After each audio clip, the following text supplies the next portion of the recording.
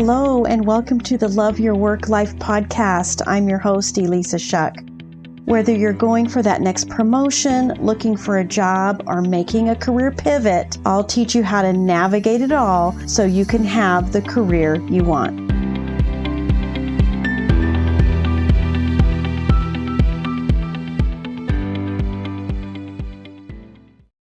This is episode 48.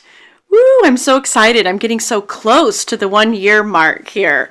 It's been so much fun, and it's been so interesting to be doing this podcast in the times that we're in. And I don't know if you feel like I do, but I'm not even sure 2021 ever existed as a year, right? It's just like, wow, it was such a blur. And at the time of this podcast recording, we're really right at that 2-year mark of the global pandemic and of the world of work and commerce and employee life changing dramatically. At that time, I had former colleagues losing their job, former coworkers, people I care deeply about, really right in the middle of this disruption, I guess is what I would call it. Try to keep it as neutral as possible. Although no one, of course, is going to deny the fact that everything we've gone through has been very painful on many, many levels. Speaking to it from the perspective of a career and a job, despite the fact that I did not lose a job because of COVID, I've been through multiple career disruptions out of no fault of my own. So it's why I tell every client who comes to me having lost their job that there is nothing they can say about losing their job or being in the middle of a job search that's going to shock or surprise me.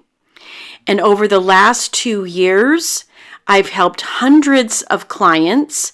Many of them have worked for companies that you saw in the news that were doing massive staff reductions, and they all were navigating similar feelings as a result of that loss. There's a really interesting universality to how we feel and how we experience change. It didn't matter whether my clients were in the entertainment industry, in tech, in biotech, in finance. We all feel the same way when change is thrust upon us. And it's an opportunity to either move forward or to get stuck. It kind of comes down to that. That's the pattern that I see. And some people move forward quickly and some people don't. But what I can tell you without reservation is that your ability to process what happened and your attention to the animating energy around your thoughts about what happened and your thoughts about your future are instrumental in how quickly you land a job. It is just that true. Because I've had the privilege to help hundreds of people and see them land, the ones that are landing in 30 to 60 days compared to the ones that are taking longer, there's a pattern there. It's undeniable. And of course, if you want to work for a big giant company that has a very long process for interviewing, of course, it might take longer. That's an investment that you might decide to make for yourself. But what I want to talk about here is the energy that you have that will determine whether or not you are seeing possibilities or whether you are staying stuck. First of all, I want to acknowledge that when you lose your job, it is deeply unsettling. I've been there. Listen, I had a role as an executive, and I lost that job due in a restructure. Trust me, I saw it coming. I saw the sales numbers. I saw the profit numbers. Something had to happen. I wished it wouldn't have involved me. Let's be real. And there's a certain amount of guilt involved there that I wished someone else would have been chosen to leave. But there's also a certain amount of, why me? I get it. It's just business. But how come I wasn't valued enough to stay? Why didn't you choose me as one of the people to stay instead of one of the people to go? If that's something that you're thinking, you're just a normal human being. It is something that will be part of your thought process because your brain is trying to make sense of it. And that's okay, because when you give it space and expression, it eventually passes and you're okay. When you aren't giving that space and you run headlong into a job search without processing, I've been there too.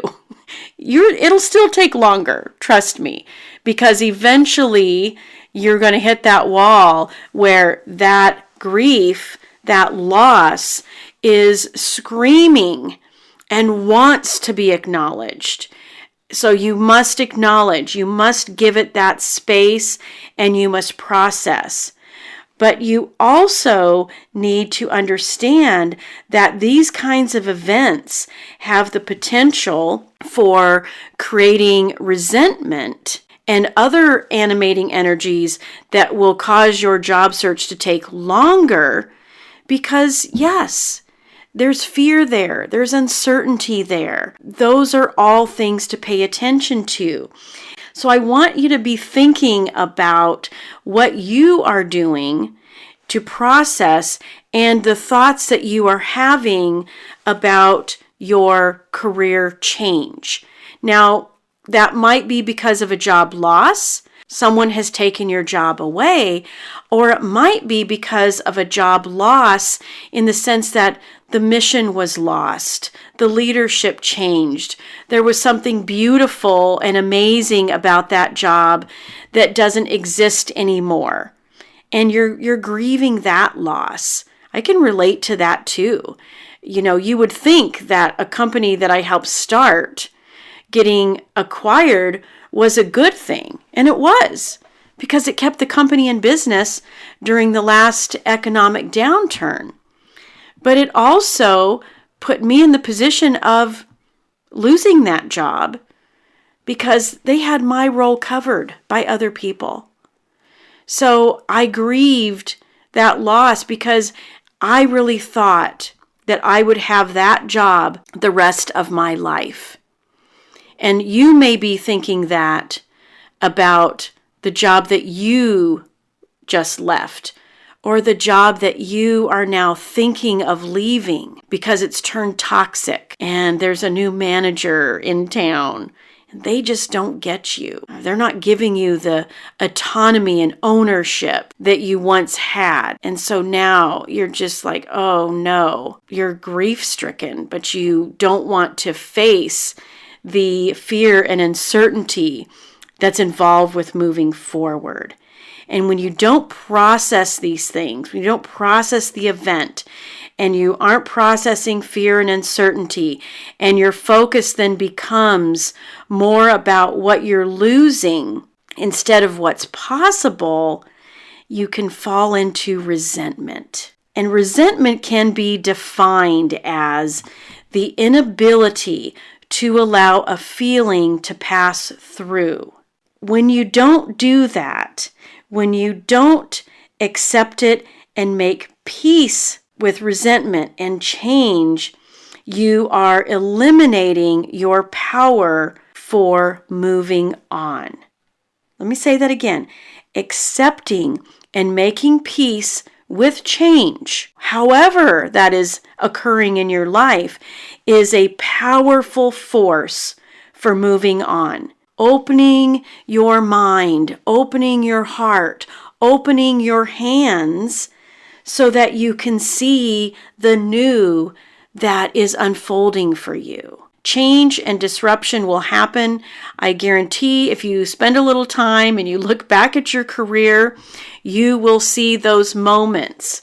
We see them in the macro, in life and society, and in all the change that's happened in the last couple years. And we see it down to the personal. What you decide to do with change will determine whether or not you stay stuck or you enter new stages of growth and chapters in your life. Because the step forward always involves leaving what's behind, leaving certainty, and stepping into the unknown and stepping into curiosity. If you feel like your job search is taking too long, and by too long, I would say if you've been more than 3 months looking for a new job, if you're into 4, 6, 12, and longer looking for a new job, it can only be because of 4 things. One or more of these 4 things. The first one is what we just talked about. There's something that you haven't processed. There's a grief, there's a loss that you haven't processed, and it's turning into resentment. And that is keeping you stuck, and that is limiting your imagination for what's possible. And when you have a limited imagination about what's possible, trust me, you're not seeing things in reality. You're kind of stuck in irrational thinking, because there are lots of jobs, whether you are in a high demand role or a low demand role. There is a job out there for you, but you've got to have the imagination and the vision to see it and to see yourself in it, as we've talked about in the past. Number 2, your resume isn't working hard enough for you. And that is easy to fix, my friends. So easy to fix. If your resume is not working hard enough for you, you know that because you're not getting invited to interviews. Number 3, the other reason that you might not be getting invited to interviews, let's assume your resume is awesome, is because your job search strategy is off. It's because you're relying on online applications instead of stepping out of your comfort zone and reaching out to humans, of raising your hand and saying in very simple terms, you'd be surprised how simple it can be, of saying, hey, I noticed this job post. I'm interested in meeting with you and learning more about your goals for the position. Just putting yourself out there in that tiny way works. You don't have to be gimmicky. You don't have to do presentations. You don't have to comment on people's posts.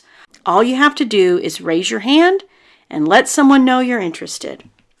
Now, if you've processed grief and you've got a great resume and you have a great strategy and it's getting you in front of people and you're doing interviews, but you haven't gotten any offers, then the only thing that's happening is something is going sideways in that interview. Now, I'm not sure what's going sideways for you, but again, hundreds of clients, the pattern I see is that you're in the simplest of descriptions. The pattern I see is that you're not saying enough or you're saying too much. Both of those spectrums come down to not communicating your value in a compelling enough way. Saying too much oftentimes comes from convincing energy, and by saying too much, you are watering down your message. Not saying enough often comes from scarcity, and therefore you're not communicating your value in a way that other people can see how you are an amazing candidate. Easy to fix.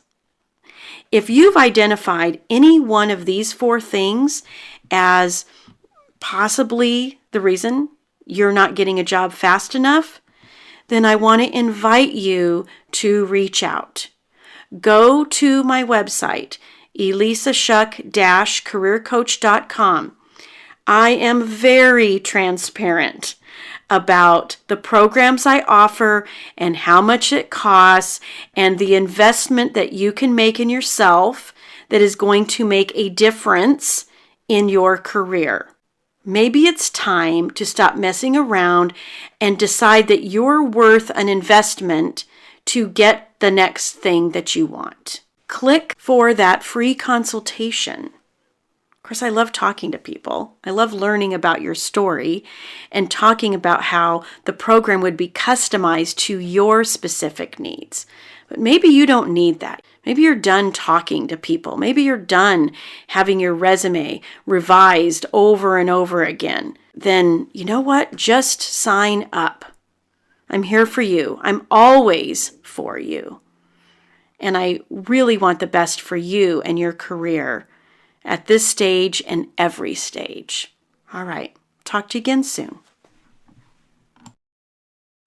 If you like listening to this podcast, then you are going to love my program, Job Search Field Guide. This is a unique opportunity.